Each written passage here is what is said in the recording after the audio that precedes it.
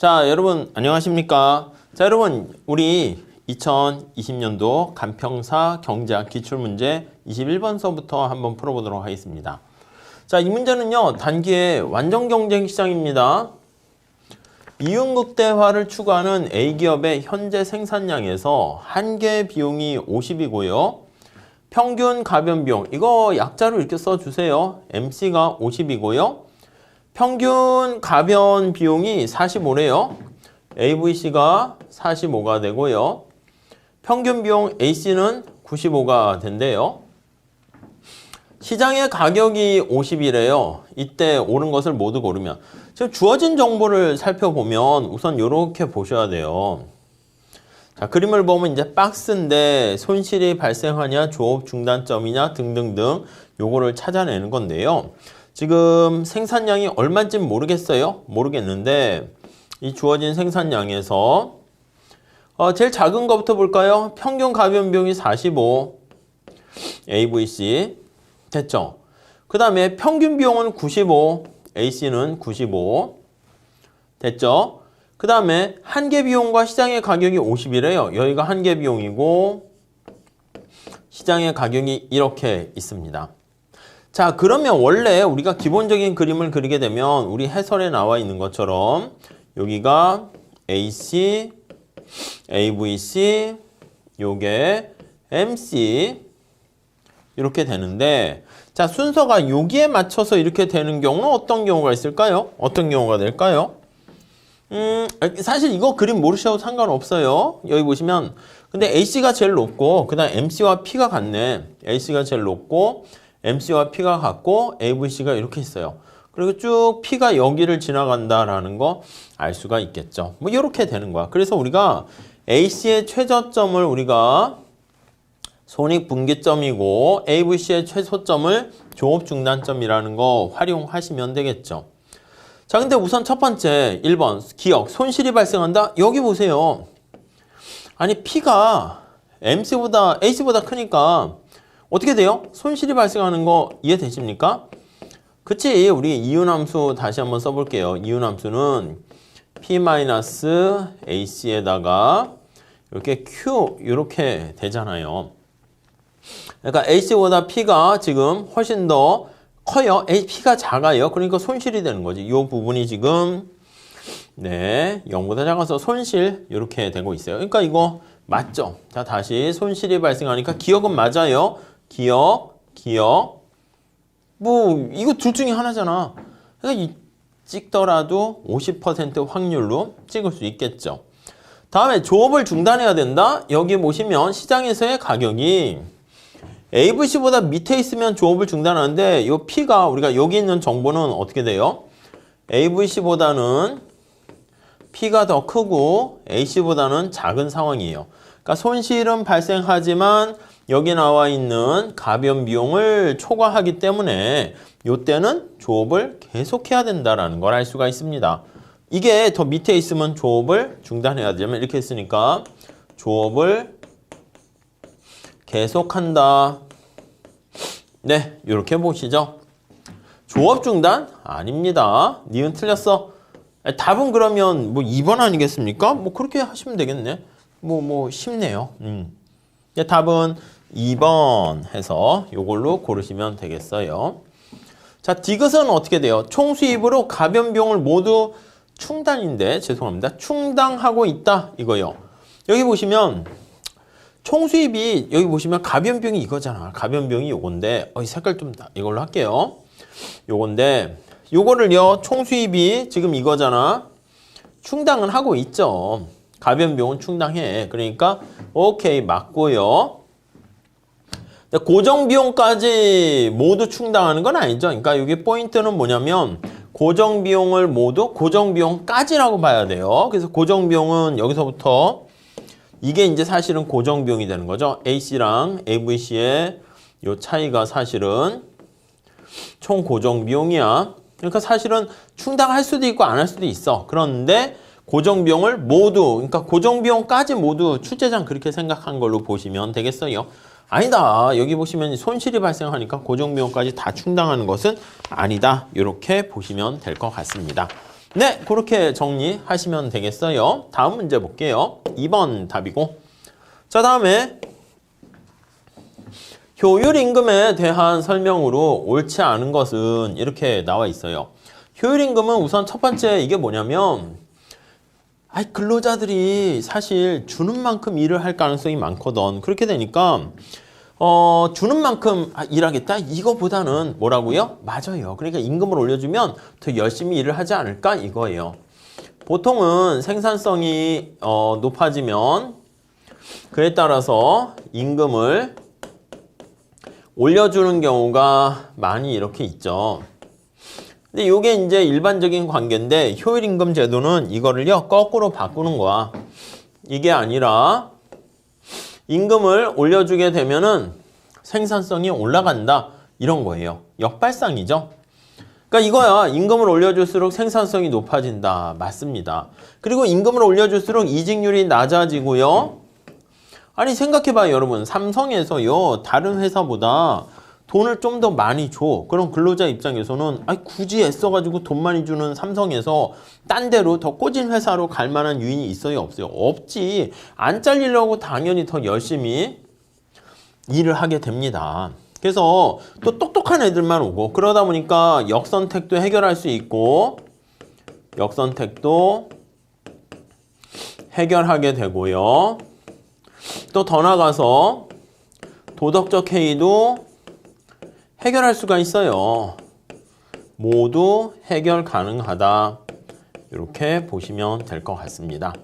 네, 이해 가시겠죠? 이렇게 봐주시고 시장 균형임금보다 좀 높아야지 의미가 있겠지. 아니 시장 균형임금이 한 달에 한 180은 주는데 효율임금은 막 한 더 많이 줘야지 열심히 일을 하지. 아니 시장이 임금보다 낮게 임금을 주면 열심히 일을 하겠습니까? 안 하게 되겠죠? 네, 이해 가시겠죠? 그렇게 봐주시고 자, 여기 다 맞네. 기업이 임금을 낮출 경우 생산력이 낮은 근로자보다 높은 근로자가 기업에 남을?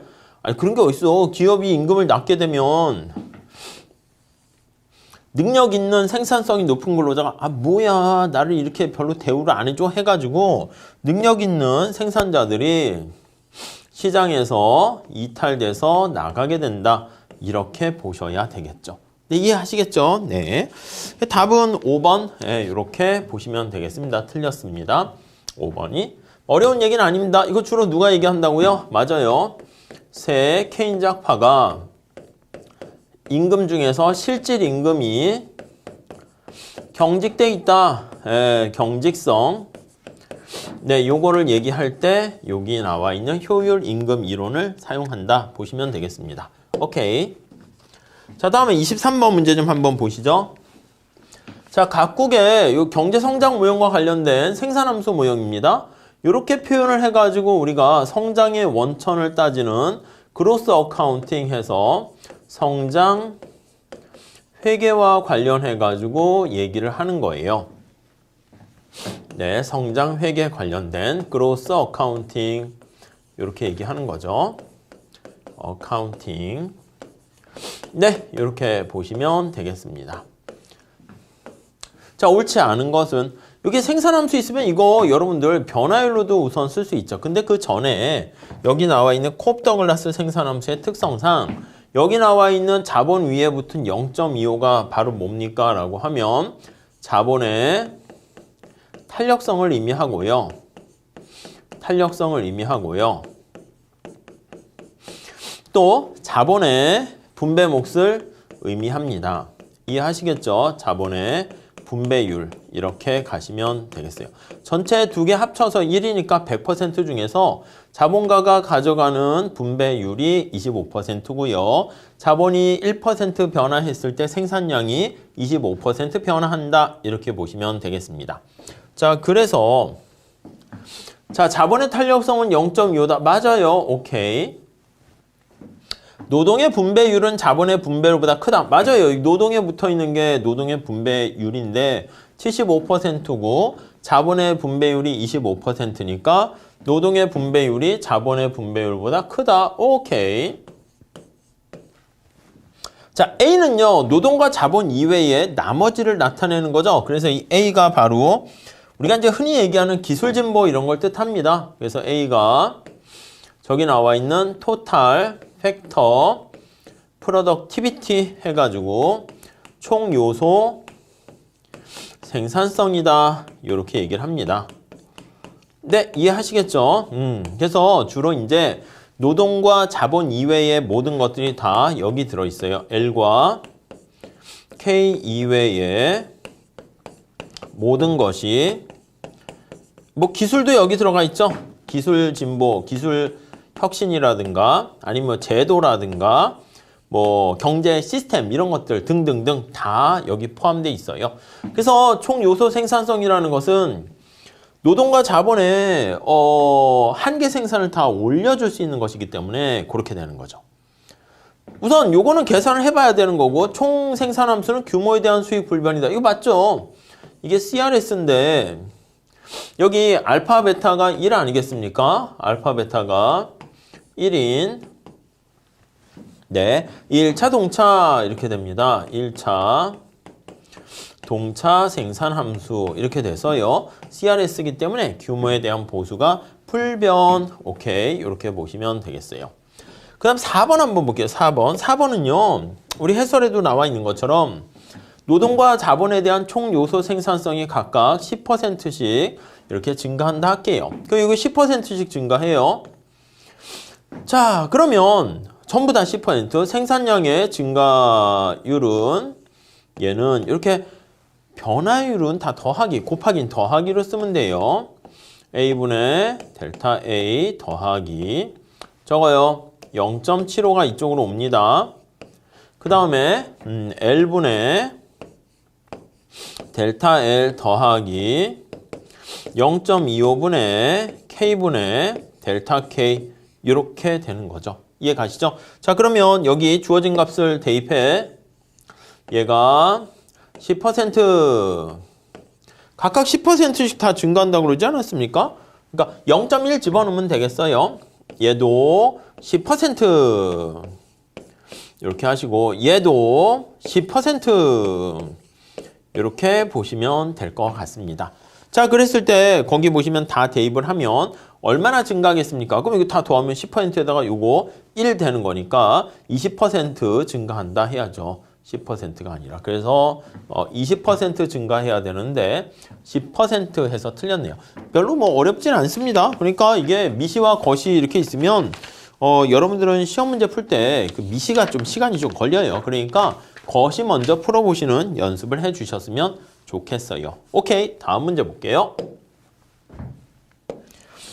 자, 24번 보시면 소비 이론에 대한 설명으로 옳지 않은 것은 이렇게 있습니다. 소비의 시작은요, 이 케인즈의 소비 함수가 이제 먼저 시작인 거 아니겠습니까? 케인즈는요, 소비 함수가 뭔가 기초 소비에다가 여기 알파라고 할까요? 나의 지금 현재 소득 그거에 영향을 받습니다. 자, 그래서 다른 요인은 없어. 나의 가처분 소득이죠. 이렇게 있어서 기초 소비가 있어서 요게 이제 케인즈의 소비 이론이다. 이렇게 얘기합니다. 케인즈의 절대 소득 가설 이렇게 됩니다. 네, 이해하시겠죠? 자, 그러니까 이자율은 영향 주지 않는다. 맞아요. 이자율은 여기 아무것도 없어요. 이 영향 미치는 것은 소득 이렇게 보시면 돼요. 자, 그런데 케인즈 소비 함수가 이걸 아시겠지만 쿠즈네츠가 실증 분석을 했더니 연구 결과에 따라서 단기에는 설명이 잘 되는데 단기에는 오케이. 근데 but 장기에는 좀 제대로 설명력이 떨어지는 거야. 이해 가십니까? 그래서 아니 이거 왜 단기에는 설명이 되는데 장기는 안 돼? 그래서 여기 단기에는 이게 맞아. 평균 소비 성향과 이게 평균 소비 성향이죠.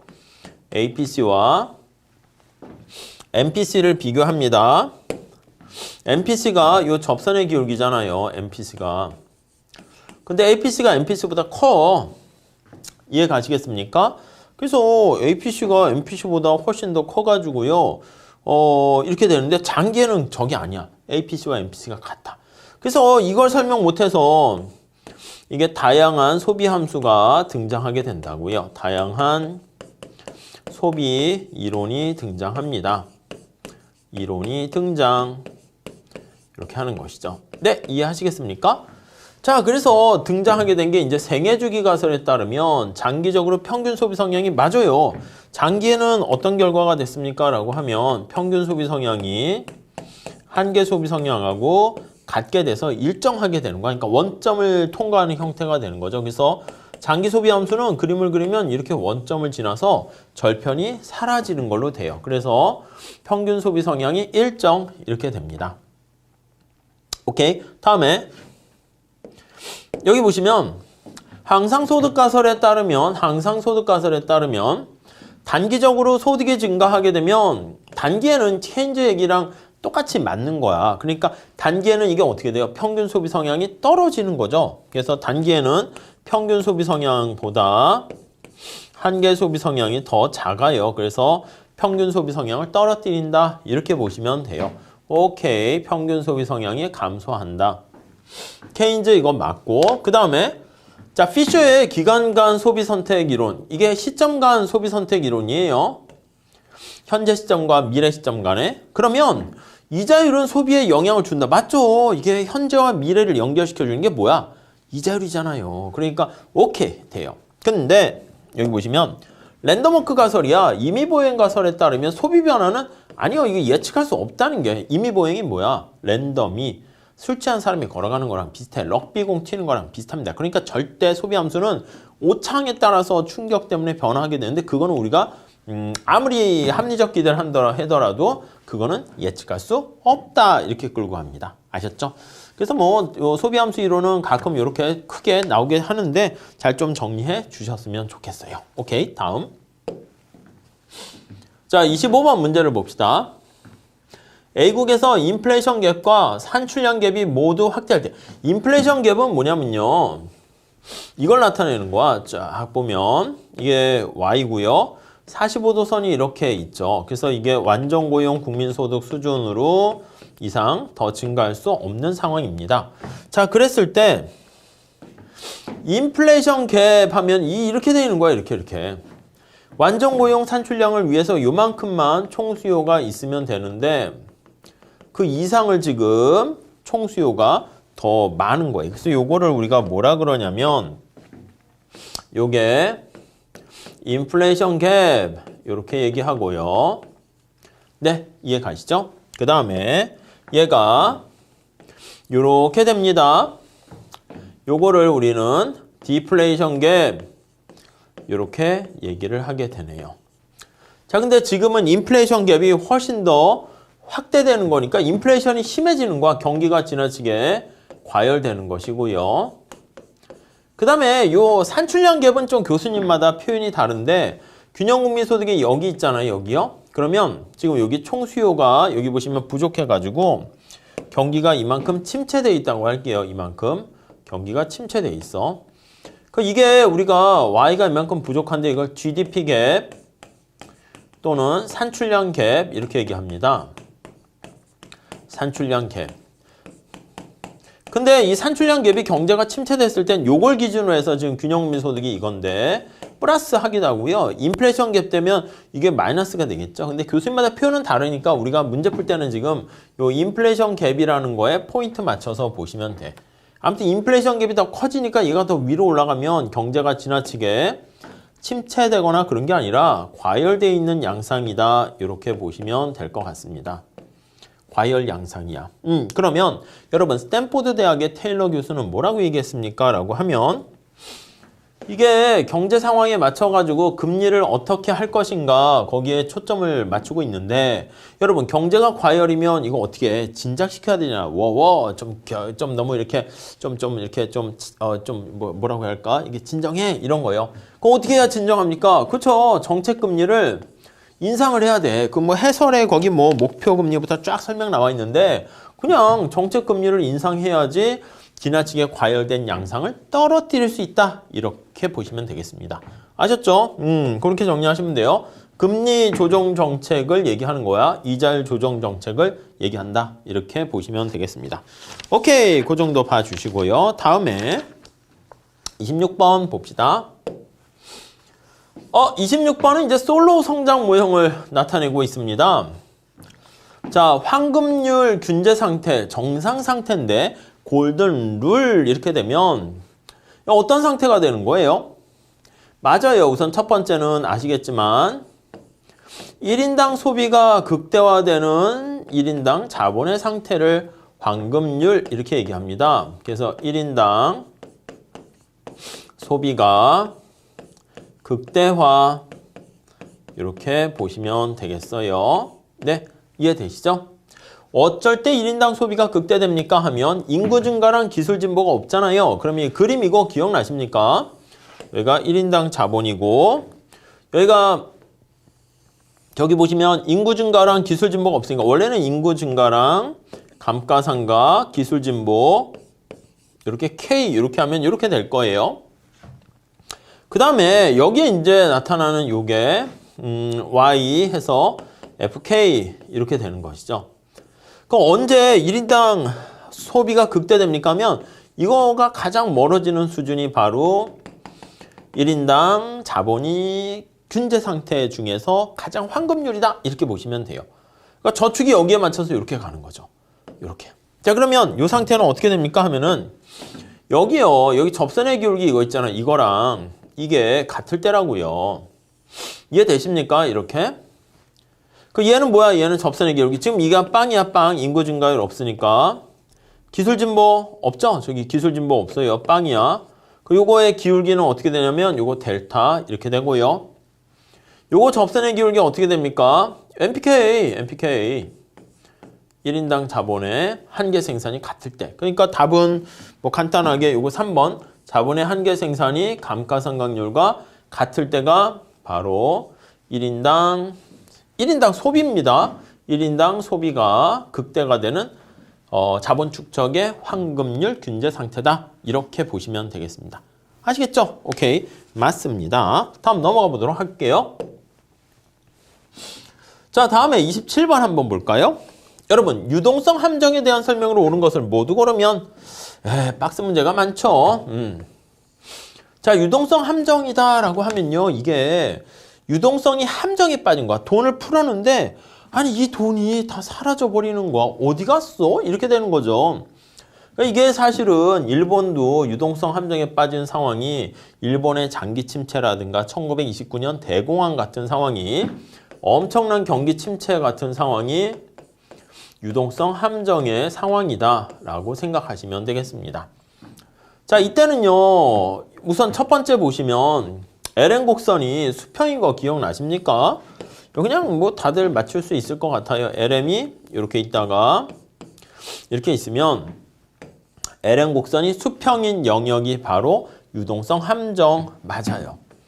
IS랑은 상관없어. 물론 케인즈 상황에서는 IS가 케인즈는 수직이라고 보고 LM이 수평하는데 아무튼 자, 그리고요. 이거요. LM이 왜 수평입니까 하면은 이렇게 화폐 수요 이자율 탄력성이 엄청나게 이자율이 큰 거야. 여기가 바로 유동성 함정이에요. 통화량을 증가시켜도 아무런 영향 없어요. 그러니까 이게 화폐 수요가 거래적 동기 화폐 수요랑 투기적 동기 화폐 수요가 있는데 거래적 동기 화폐 수요가 이제 이렇게 미미하고요. 투기적 동기 화폐 수요가 이렇게 엄청나게 큰 상황을 얘기합니다. 그래서 이렇게 돼 있는 상태, 이게 바로 유동성 함정 이렇게 보시면 되겠습니다. 아셨죠? 자, 이때 재정정책이 증가하게 되면 국민소득 아니지 영향을 만빵 준다 얘기해야죠. IS가 특히 케인즈는 가파른 경우에 IS가 우측이동 하잖아요. 이렇게. 그럼 어떻게 돼? 맞아요. IS가 우측이동하면 국민소득이 이자율을 증가시키지도 않고 크게 변화시킨다. 이렇게 보시면 되겠죠. 자, 그러면 답을 찾는다라고 하면 니은 맞고요. 기억 틀리고 니은 맞고 기억 틀리고 니은 맞고 디귿 틀렸죠. 디귿 틀렸죠. 그러니까 요걸로 이렇게 해야 되겠네요. 이해 가시죠? 그 정도 봐주시고 자, 27번 이렇게 보시고 28번 봅시다. 자, 거기 보니까 2015년과 2020년에 빅맥의 가격이 아래와 같이 이렇게 주어져 있대요. 네. 일물일가의 법칙이 성립할 때 일물일가의 법칙이란 건 뭐예요? 빅맥이 그거잖아. 맥도날드의 빅맥 햄버거가 미국에서 판매되는 가격과 우리나라에서 판매되는 가격이 동일하다 이렇게 보시면 되겠죠. 그래서 우리나라에서 만약에 여기 있는 것처럼 5,000원을 주면 빅맥을 하나 살 수 있어요. 맥도날드 햄버거를 하나 살 수 있어요. 이렇게 맥도날드 이렇게 마크가 있어요. 그럼 이게 미국에서는 5달러를 주고 살 수 있다라고 할게요. 자, 5달러를 주고 살 수 있다라고 하면 5,000원과 5달러가 동일한 가치가 있다 이렇게 생각을 하시면 되겠죠. 오케이? 이해되시죠? 자, 우선 요걸 보시면 되는데 자, 1번 빅맥의 원화 가격은 두 기간 사이에 얼마나 그렇죠? 빅맥의 원화 가격은 5,000원에서 5,400원만큼 이렇게 올라간 거 아니겠습니까? 얼마나 올라갔어요? 기준 연도 5,000원 대비 5,400원에서 5,000원의 가격을 뺍니다. 빼면 곱하기 100 해야죠. 8% 맞겠네요. 곱하기 100은 그냥 뺐어요. 오케이. 다음에 자, 빅맥의 1달러당 원화의 화폐 가격은 두 기간 사이에 어떻게? 여러분 여기 보시면 1달러당 2015년은 어떻게 돼요? 이렇게 보시면 5,000원이 5달러니까 1달러당 1,000원이야. 요게 바로 이제 환율 이렇게 되는 거죠. 근데 이건 뭐야? 어떻게? 그렇지. 5,400원이 6달러인 거예요. 6으로 나눠버리면 되겠죠. 6, 9, 54 이겁니까? 그래서 9,000원 하고요. 1달러가요. 가치가 이렇게 같게 되는 겁니다. 자, 그러면 빅맥 1달러당 원화의 가격은 두 기간 사이에 얼마나 하락했습니까? 하면은 여기 보시면 1,000원에서 900원 됐으니까 네, 10% 하락했다. 오케이, 맞죠. 자, 그러니까 이 달러의 가격이 싸진 거야. 이 옛날에 1달러 살려면 우리나라 돈 1,000원을 줬어야 되는데 900원 줘도 되는 거니까 우리나라 원화의 가치가 세지고 달러의 가치가 환율이 하락한 거잖아요, 지금. 환율은 여러분 달러의 가격으로 한번 보세요.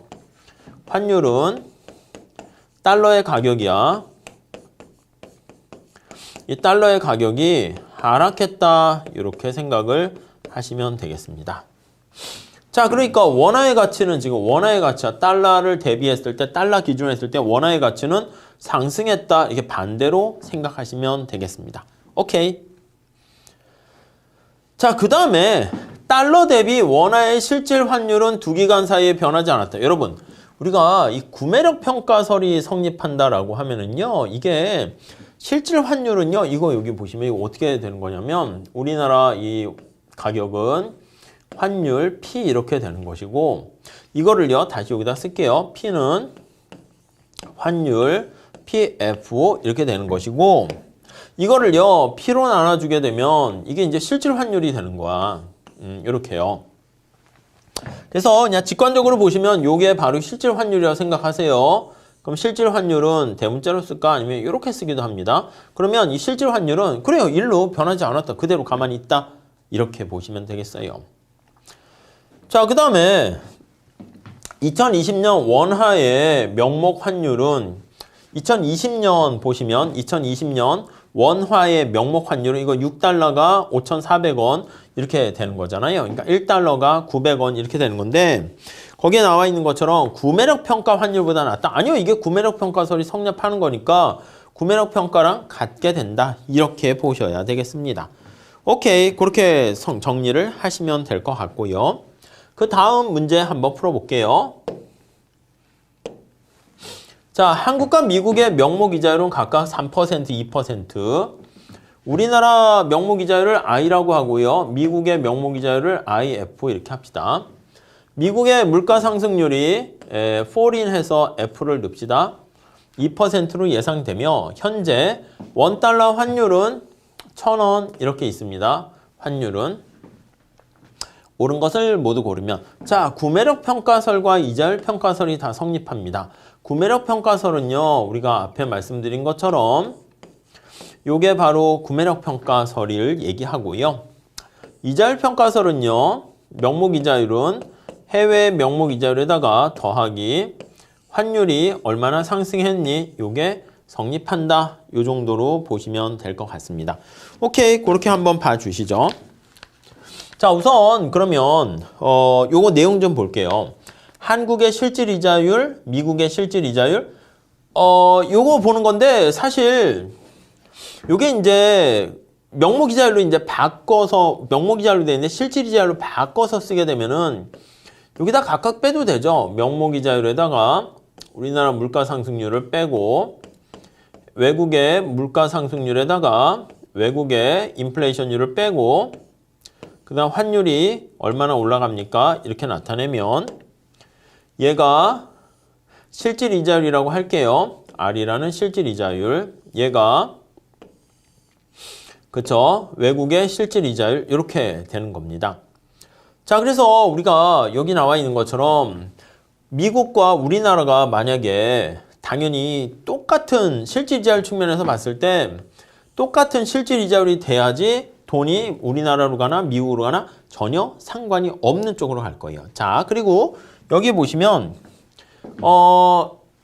이게 피셔 가스를 또 생각을 해 보시면 되겠어요. 여기 보시면 우리나라 명목 이자율은 여기 얘는 실질 이자율에다가 물가 상승률 이렇게 되는 거예요. 자, 그러면 앞에서 얘기한 것처럼 우리나라 명목 이자율이 얼마라고요? 여기 보시면 3% 이렇게 돼 있어요. 한국이 한국, 우리나라 한국 이렇게요. 그럼 실질 이자율은 어떻게 됩니까? 하면요. 물가 상승률이 얼마인지 모르겠는데 여기 미국도 쓸게요. 미국은 foreign해서 이렇게 쓰고요. R, foreign 이렇게 돼 있고 이렇게 foreign 물가 상승률 이렇게 있습니다. 자, 미국의 명목 이자율은 2%입니다. 2%입니다. 이렇게 돼 있고 미국의 물가 상승률이 2%래. 얘가 2%입니다. 2% 이렇게 돼 있어요. 자, 그러면 미국의 이렇게요. 미국의 물가 상승률이 2% 돼 있고 미국의 명목 이자율 2%니까 실질 이자율은 빵% 이렇게 되는 거 알 수가 있겠어요. 이해 가시겠죠? 자, 우리나라랑 미국의 실질 이자율이 똑같이 이렇게 돼야지 사실은 어디로 가나 투자가 이렇게 되게 동일하게 될 것이기 때문에 그래서 당연히 우리나라 물가 상승률은 얼마가 됩니까? 라고 하면요. 여기 보시면 3% 이렇게 되는 거 알 수가 있을 거예요. 그래서 기억, 니은 다 맞게 되고요. 원달러 환율은 어떻게 될 것인가? 라고 하면요. 환율은 자, 여기 나와 있는 요거를 한번 생각을 해볼게요. 여기 요거를 이용하시면 뭐 실질 이자율로 푸셔도 상관없어요. 요걸로 해도 상관없어요. 그럼 3에서 여기 보시면 2% 이렇게 되죠. 요게 3% 이거 얘가 색깔을 다른 걸로 할까요? 3% 얘가 2% 이렇게 되니까 얘는 10% 이렇게 환율은 올라가야 돼. 그럼 현재 환율이 지금 1,000원이잖아. 그러면 10% 올라가면 1,100원으로 상승하게 된다. 이렇게 보시면 되겠습니다. 그 답은 뭐 기억, 니은, 디귿 다 이렇게 맞는 걸로 생각을 해 주시면 되겠고요. 이렇게 봐주시죠. 자, 다음에 30번 문제 좀 풀어볼게요. 30번. 자, 총수요, 총공급 충격에 관한 설명으로 옳지 않은 것은 이렇게 나와 있습니다. 우선 쉽게 생각할 수 있는 것 중에 하나가 바로 뭐냐면 앞에서부터 그냥 풀어보도록 할게요. 자, 앞에 1번은 총수요 충격이야. 그러면 AD가 이동하는 거죠. AD가 만약에 우측 이동한다 할게요.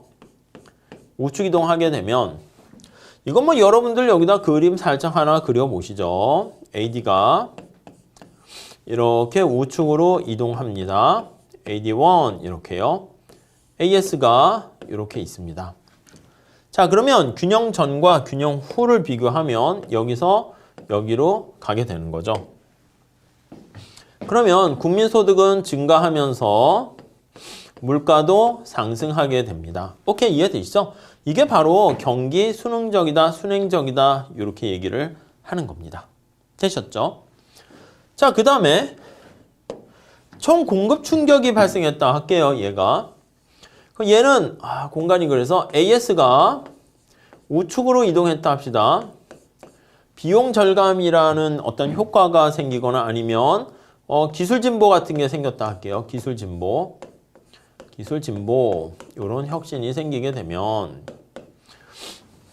자, 그러면 AS가 우측 이동하는 거야. AS가 우측 이동하면 어떻게 돼요? 국민소득은 증가하는데 물가는 하락해요. 이게 뭐야? 이게 경기 역행적이라니까 카운터 시클리컬 이렇게 표현을 한다고요. 이해 가시죠? 오케이. 다음 3번. 자, 총 공급 충격에 의한 스태그플레이션은 이 스태그플레이션이니까 인플레이션과 스태그네이션이 합친 거죠. 스태그플레이션.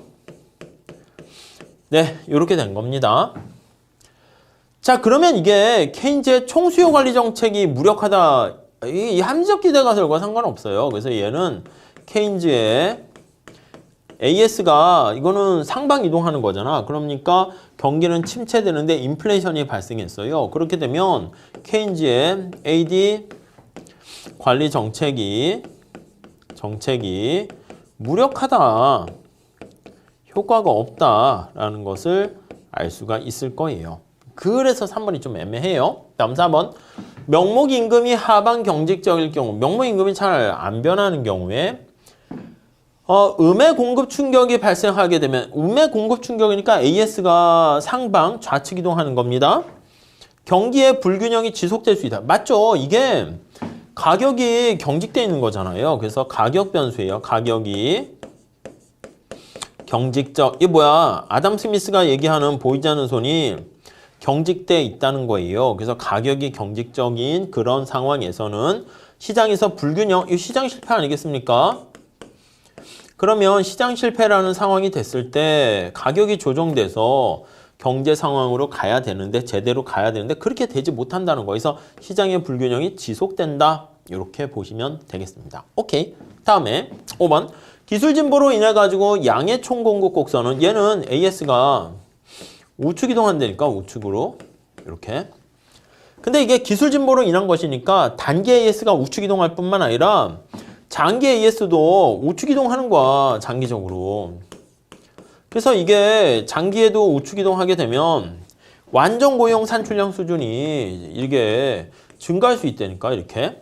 그러니까 한 국가가 생산할 수 있는 최대한의 잠재력이 더 커질 수 있다는 거예요. 얘기는 뭐냐면 자연 실업률은 오히려 줄어들 수 있다. 그거를 나타내는 거예요. 하락시킬 수 있다. 오케이. 여기서 답을 찾으면 3번 이렇게 되는 거 알 수 있습니다. 역시 미시는 직접 계산 문제가 많고 계산해야 되는데 요 거시 파트는 약간 우리가 간단하게 탁탁 짚고 넘어갈 수 있으니까 여러분 문제 푸실 때 언제나 거시 먼저 좀 푸시면서 정리를 해 주시면 좋겠습니다. 아셨죠? 자, 이렇게 보시고 다음 시간에 31번서부터 같이 풀어보도록 하겠습니다. 감사합니다.